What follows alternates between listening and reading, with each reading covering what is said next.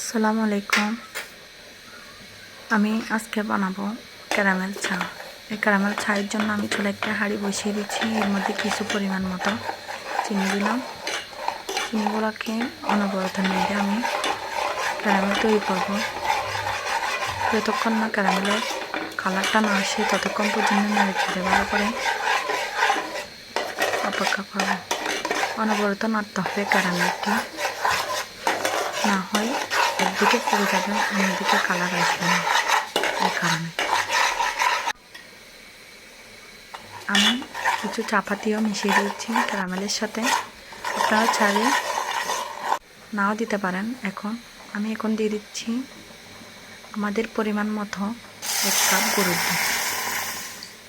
আপনারা চাইলে গরুর দুধের পরিবর্তে পাউডার দুধও দিতে পারেন।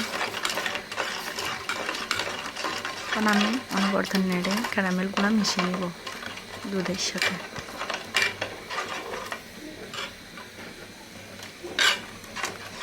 দেখুন কালারটা কীরকম আসছে। সিদ্ধ হলে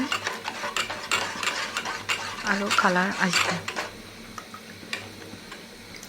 আমি চুলা আঁচটা একটু মিডিয়াম আঁচে করে দিছি, কারণ ক্যারামেলগুলো এমন গাঢ় হয়েছে চামচ থেকেও নড়তেছে না।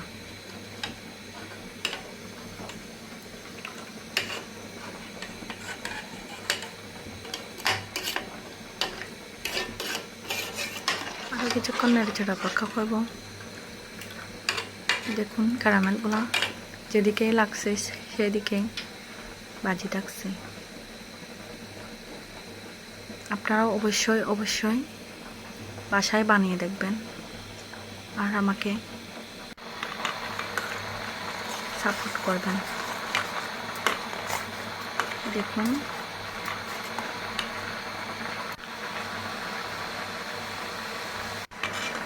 চাটি উতলাচ্ছে, দেখুন কীরকম গাঢ় হয়েছে।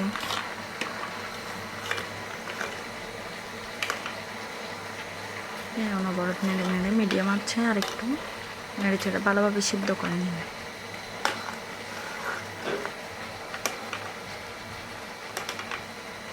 ভালোভাবে সিদ্ধ না করলে চায়ের কালারটা ভালো আসে না, আর খেতেও স্বাদ লাগে না।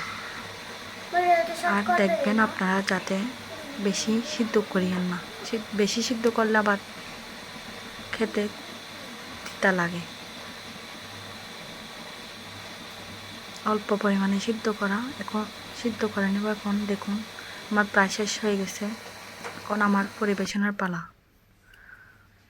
দেখুন আমি পরিবেশন করছি, কালারটা কি সুন্দর আসছে। অবশ্যই আপনারা বাসায় বানিয়ে দেখবেন।